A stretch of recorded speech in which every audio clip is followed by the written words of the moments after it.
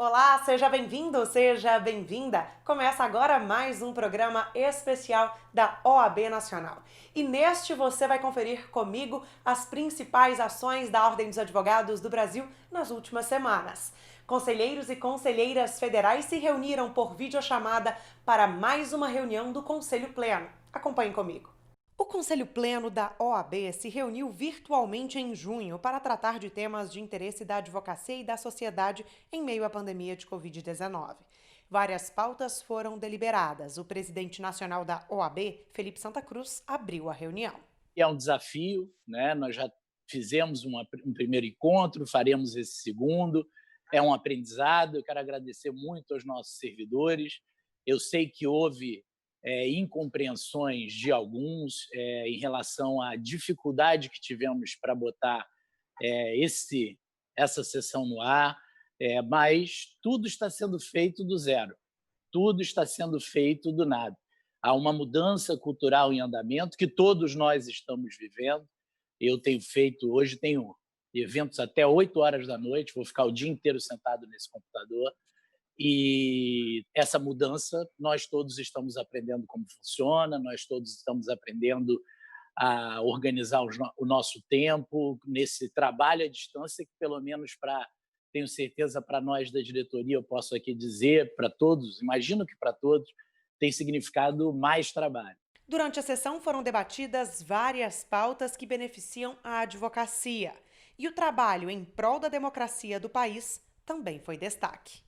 Eu acho que nenhum de nós que ama a Ordem dos Advogados, que ama a advocacia, pode não ter sentido orgulho do parecer, por exemplo, em relação ao artigo 142 e a enorme repercussão da posição da Ordem dos Advogados na defesa do Estado Democrático de Direito e da coragem, que fomos os primeiros a vir a público e depois gerou, inclusive, um movimento de apoio e de manifestações do próprio Supremo. Santa Cruz ainda avaliou a sessão online. Acho que foi um sucesso, é uma contribuição que essa gestão deixa para o futuro, processo que obviamente vai se aprimorar, mas que hoje teve uma data muito especial, uma data marcante para todos nós. Como eu disse, entendo e vou conversar com a diretoria que devemos fazer uma sessão sim em julho, manter o nosso calendário.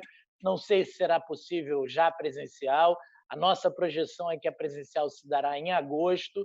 E logo após esta reunião do Conselho Pleno, a súmula que trata da criminalização da quebra do sigilo da advocacia foi publicada. Quem explica a importância desta conquista para a gente é Alexandre Oguzuco, presidente da Comissão Nacional de Defesa das Prerrogativas e Valorização da Advocacia.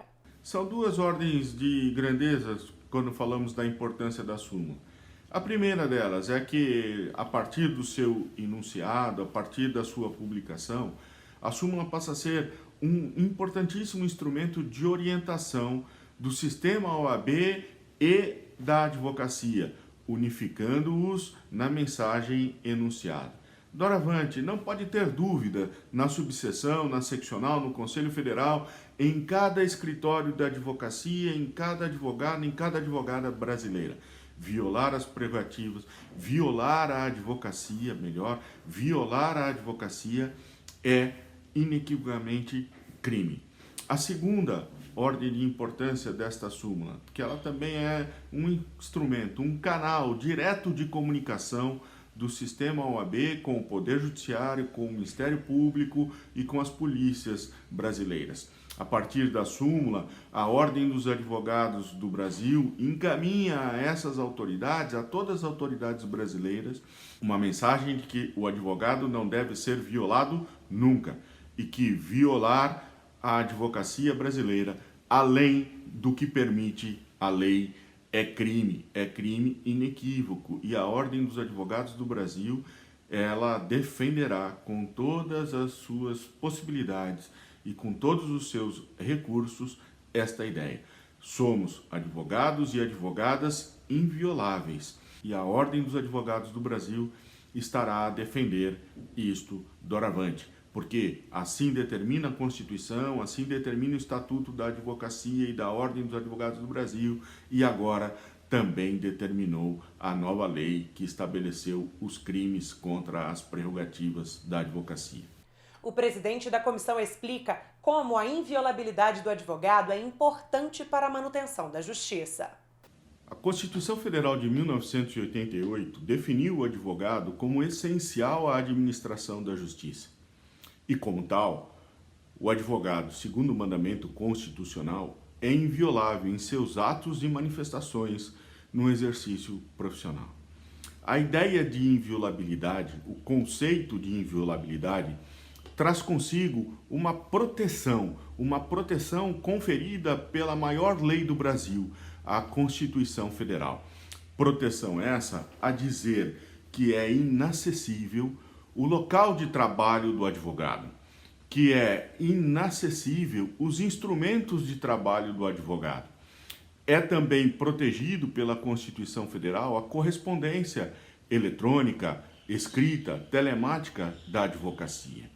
Os dados do advogado são inacessíveis, dentre eles os dados bancários e também o sigilo absoluto, a proteção absoluta que rende a Constituição às conversas entre cliente e advogado.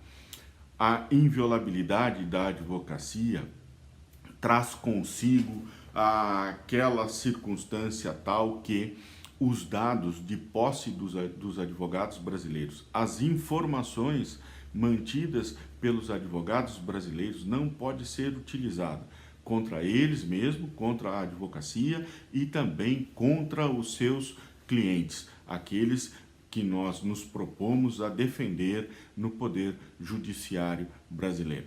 Significa dizer, se o cidadão tem direito à ampla defesa, e se é o advogado o instrumento desta ampla defesa, o instrumento profissional, a desempenhar no Poder Judiciário este direito de ampla defesa, nós, advogados e advogadas, somos invioláveis.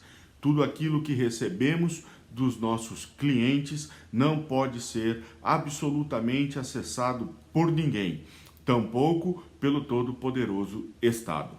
O Procurador Nacional de Defesa das Prerrogativas da OAB, Alex Sarkis, também destaca esta conquista. Muito importante a aprovação dessa súmula. Reforça o histórico de luta da Ordem dos Advogados do Brasil na valorização da advocacia e do Estado Democrático de Direito, justamente a partir das prerrogativas. Importante você, cidadão, entender que prerrogativas não significa privilégios. Muito pelo contrário, através das prerrogativas, os advogados encontram plenitude de condições para defender o cidadão. Muitos avanços já foram alcançados no campo das prerrogativas na Ordem dos Advogados do Brasil. Porém, permanecemos vigilantes, firmes e diligentes atrás de inúmeros outros, pois assim amadureceremos a nossa democracia. E no próximo bloco, este programa continua e eu vou trazer para vocês mais ações da OAB nas últimas semanas. Não saia daí.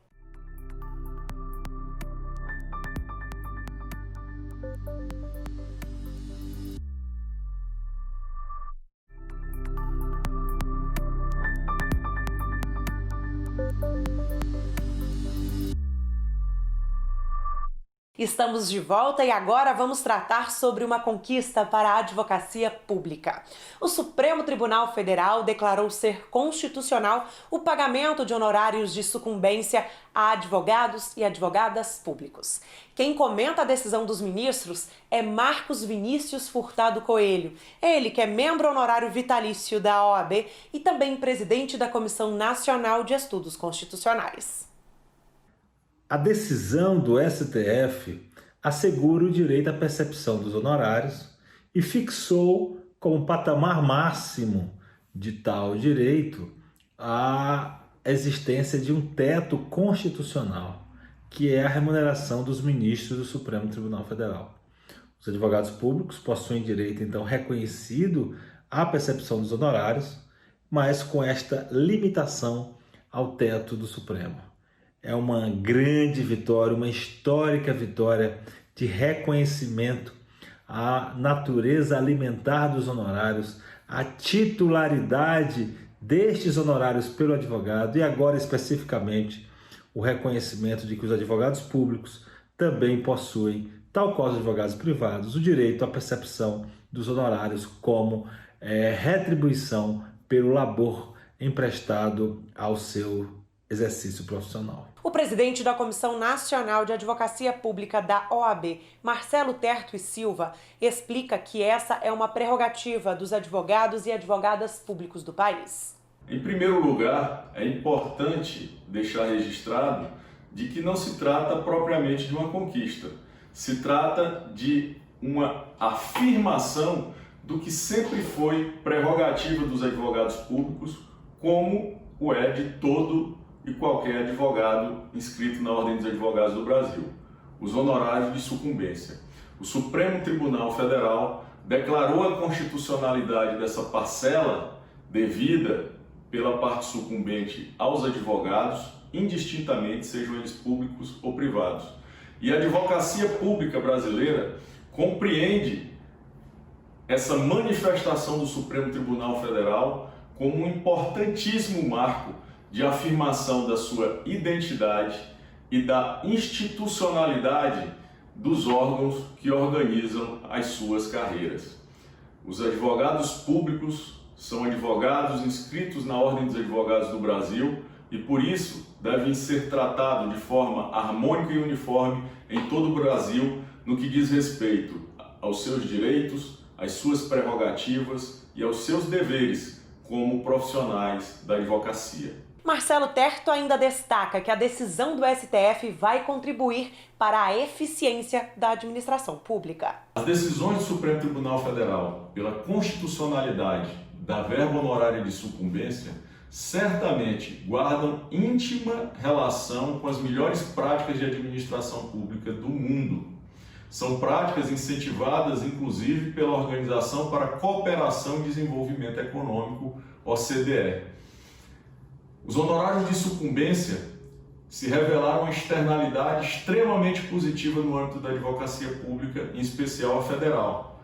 Digo a federal porque ela já é uma realidade antiga no âmbito dos estados e dos municípios. É uma verba que, integrada ao dia a dia e ao cotidiano da advocacia pública, servem de importante vetor de estabilização dos quadros, em primeiro lugar. E, em segundo lugar, serve como uma ferramenta de estímulo e engajamento dos quadros da advocacia pública em busca dos melhores e mais inteligentes resultados para a administração pública. Isso se revela em números, e isso se revela no dia a dia do advogado público como um elemento de satisfação e de realização profissional. Com melhores resultados, quem ganha é a administração pública e, por trás dela, ou sobre ela, a sociedade. E os eventos organizados pela Ordem dos Advogados do Brasil não pararam mesmo com distanciamento social. Diversos assuntos, temáticas atuais e abrangentes e ainda especialistas de todo o país têm movimentado o canal da OAB Nacional no YouTube. Confira comigo como foi o primeiro ciclo de debates da Comissão Especial de Direito Tributário. O tema escolhido para inaugurar o ciclo de debates foi o voto de qualidade no CARF.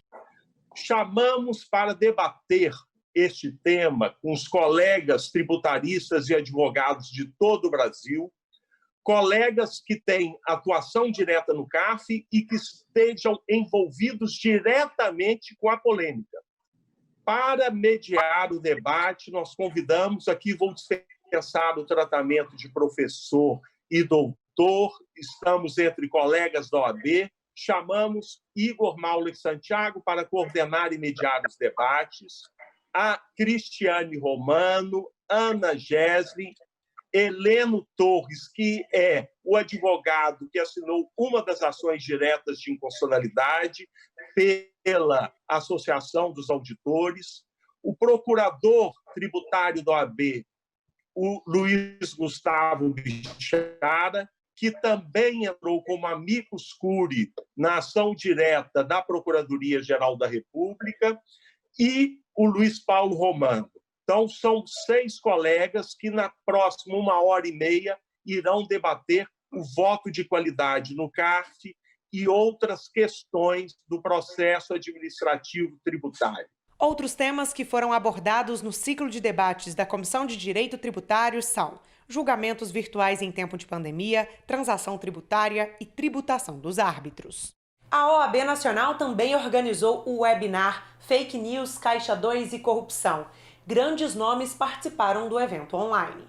O webinar foi organizado pelas comissões de Direito Eleitoral e de Garantia do Direito de Defesa da Ordem. O presidente nacional da OAB, Felipe Santa Cruz, abriu o evento. Poucas entidades conseguem o que nós conseguimos, que é seguir realizando eventos, debates, trabalhando, muito por conta dessa doação que a advocacia faz para a OAB, principalmente essa doação, digamos, da experiência acadêmica, do debate teórico e prático. Então, é importantíssimo que sigamos assim. Em julho, teremos um primeiro grande encontro da ESA, com quase 400 palestrantes, e depois estamos construindo a Conferência Nacional em meio virtual, né? Porque acho que é um projeto que tem que efetivamente ser colocado de pé. O presidente do Tribunal Superior Eleitoral, Luiz Roberto Barroso, participou dos debates. Dos 208.968 casos que o TSE teve em 2018, apenas 2.896 podem ser classificados como criminais, portanto, um percentual de 1,38%. E eu, apenas para não perder a viagem, já que tinha ido, anotei quais são os crimes mais comuns. Corrupção eleitoral, que é compra e venda de voto, coação ao voto e transporte ilegal de eleitor. Ao todo, foram 3 dias de webinar. Grandes nomes da advocacia e também da magistratura participaram dos debates. As chamadas fake news, elas têm sido amplamente utilizadas para alimentar o ódio, o radicalismo e o divisionismo na sociedade. Então, como inibir, identificar os responsáveis e comprovar a prática de fake news são os grandes desafios, né, que se avizinham para os operadores do direito na era digital. Por isso, a relevância deste evento que a OAB Nacional realiza para discutirmos os mecanismos de combate às fake news. A democracia, ela pressupõe uma cidadania igualitária, ativa e, sobretudo, livre. E eu falo aqui em liberdade, exatamente fazendo um contraponto com a temática desse nosso painel. As notícias fraudulentas. De um voto dado pelo cidadão, fruto de uma manipulação. De um voto dado pelo cidadão, fruto de um ambiente artificial criado dolosamente com o intuito de produzir um resultado não querido, não desejado por aquele indivíduo. Teremos aí, nesse contexto, uma verdadeira democracia? Um grande evento está chegando. O primeiro Congresso Digital Covid-19, repercussões jurídicas e sociais da pandemia. Grandes debates vão marcar este triste momento que o mundo vive. Nunca se imaginou viver os momentos que vivemos hoje. A pandemia do Covid-19 nos assola. O Conselho Federal da Ordem se reúne para discutir com grandes inteligências da advocacia brasileira e do cenário jurídico nacional nas novas perspectivas que viveremos após essa grande pandemia. Com isso, tivemos que nos submeter a novas práticas e novos hábitos, tanto em nosso cotidiano de nossas vidas, como também em nossa profissão. Muitas das experiências vividas por nós em nossa profissão neste momento de pandemia serão certamente incrementados em nosso futuro, como, por exemplo, a realização de audiências e julgamentos virtuais. Destes, certamente, precisamos otimizá-los para que possamos, com isso, dar muito mais celeridade não só à busca da justiça, como também à sua aplicação. Nos dias 27 a 31 de julho de 2020, o Conselho Federal da OAB, por intermédio da sua Escola Superior de Advocacia, realizará o seu primeiro Congresso Digital. Terá como tema Covid-19, repercussões jurídicas e sociais da pandemia. Reuniremos em 150 painéis, 450 juristas para debater todos os problemas jurídicos e sociais advenientes da pandemia da Covid-19. Já temos confirmados o presidente do Conselho Federal da OAB, Felipe Santa Cruz, os presidentes do Supremo Tribunal Federal, do Superior Tribunal de Justiça, do Tribunal Superior Eleitoral, num total de 7 ministros do Supremo Tribunal Federal, 16 ministros do Superior Tribunal de Justiça, além de renomados advogados e professores como Cláudia Lima Marques, Marçal Justem Filho, Judite Martins Costa, Fred Didier Júnior, Fernanda Marinella, José Roberto de Castro Neves, Marcos Vinícius Furtado Coelho, dentre tantos outros, neste que seguramente será o maior evento jurídico do planeta. Um evento gratuito, um evento certificado, cujas inscrições podem ser feitas no site do Conselho Federal da OAB, oab.org.br, na aba de eventos. E o protagonismo feminino tem destaque no maior evento jurídico online do mundo. Nos últimos anos, a Ordem dos Advogados do Brasil vem se preocupando muito com a presença qualificada das mulheres, seja dentro da composição da estrutura das seccionais, seja dentro da composição do próprio Conselho Federal e especialmente com relação aos congressos. A norma estabelecida, pelo menos 30% de palestrantes mulheres devem participar dos congressos realizados pela Ordem dos Advogados do Brasil. E o Congresso Digital não poderia ser diferente. Mas se não bastasse, a presença qualificada de mulheres, elas trazem para esse evento a discussão de temas importantes, que com certeza interferiram em toda a sociedade nos últimos meses. Um deles é a violência doméstica, tema que atormentou a sociedade brasileira em tempos de isolamento. Os números são assustadores. A violência doméstica cresceu muito e as mulheres estão sofrendo muito dentro desse cenário. Então é importante discutir o que mudou, quais as políticas, o que deu errado e o que precisa ser feito para este enfrentamento. Uma outra questão importante são os desafios da mulher advogada. Como conciliar, não é? Filhos fora da escola, os prazos correndo, as audiências acontecendo e a mulher tendo que compor toda a sua jornada de trabalho, que já não era pequena, com mais desses novos desafios. De ser professora, ser a dona de casa, não contar com a colaboração e com a ajuda, né? De muitas vezes aquela pessoa que lhe ajudava no seu dia a dia, ter que conciliar com os prazos, com as audiências e com a vivência da advocacia.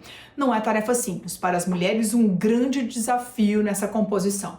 Mas o fato é que nós vamos contar com a presença qualificada de advogadas, de juízas, de autoras, escritoras, historiadoras e mulheres que podem fazer toda a diferença na construção do futuro do nosso país. Discutir a pandemia, discutir a mudança do momento que nós estamos vivendo, discutir esse novo normal, também é preocupação de todas as mulheres do país. Então, com certeza, nós vamos fazer a diferença no Congresso Digital da Covid-19. Os temas do primeiro Congresso Digital Covid-19 serão diversos. Confira. Nós vamos discutir no Congresso Digital da Covid-19 esse novo normal. Quais as mudanças ele trouxe para o mundo jurídico e quais as consequências que nós precisamos, então, já ter consciência para que possamos nos preparar para os próximos dias.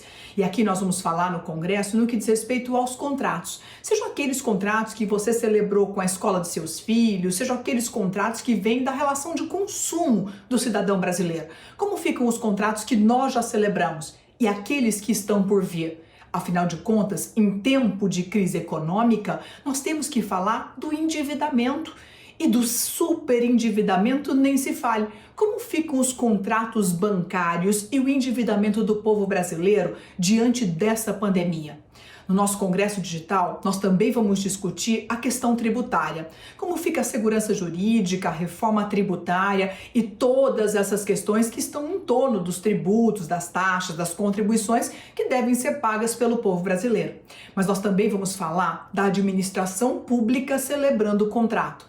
Para enfrentar a pandemia, muitos entes públicos precisaram se utilizar das formas especiais de contratação. E é verdade que a lei trouxe novidades, contratos especiais para um momento especial. Mas nós precisamos saber como é possível essa contratação, quais os contratos são permitidos e o que nós temos que controlar. Seja enquanto cidadão, seja enquanto órgão de controle, nós precisamos tomar cuidado com essas novas mudanças.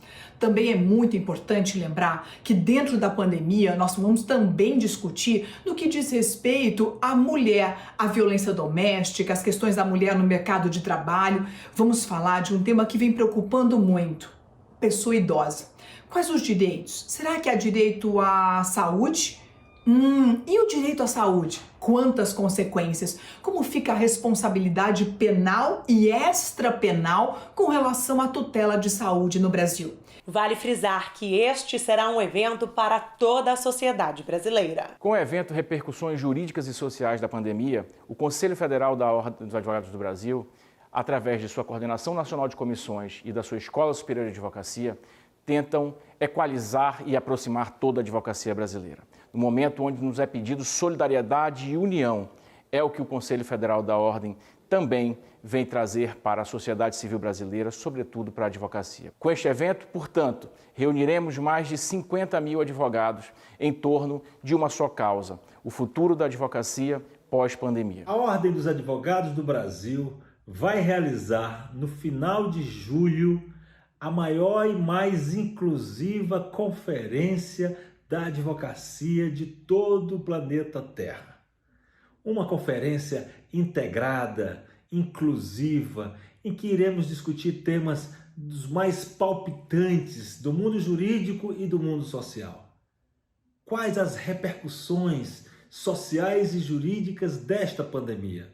Como enfrentar os desafios traçados por esta verdadeira guerra mundial de matriz sanitária? O que nós, advogados, devemos e podemos fazer para contribuir com a sociedade brasileira e mundial para a superação das dificuldades, para a retomada do desenvolvimento? A Ordem dos Advogados do Brasil, que nunca faltou ao país, também não faltará nesse momento. E esta conferência digital possui a marca da qualidade, da liderança da Ordem dos Advogados do Brasil. Com este grandioso evento, pensado na união e na manutenção perene do Estado Democrático de Direito, é que reuniremos grandes nomes e inteligências da advocacia, do judiciário, do Estado e também grande parte da sociedade civil. Portanto, é um evento saudável para que possa discutir o futuro de nossa nação. Não só para a advocacia, mas como também para toda a sociedade civil brasileira. Estas reuniões, que se realizarão entre os dias 27 e 31 de julho, servirão para trazer dias mais candentes para a sociedade e para a nação brasileira. Este programa especial da Ordem dos Advogados do Brasil chegou ao fim. Obrigada por acompanhar conosco. Ainda estamos vivendo um momento em que você precisa cuidar de si e também daqueles que você ama. Se for sair de casa, não esqueça a máscara e lave sempre as mãos. E para acompanhar todas as informações atuais em tempo real da Ordem dos Advogados do Brasil, é só seguir a gente nas redes sociais. Te espero. Tchau, tchau e até a próxima.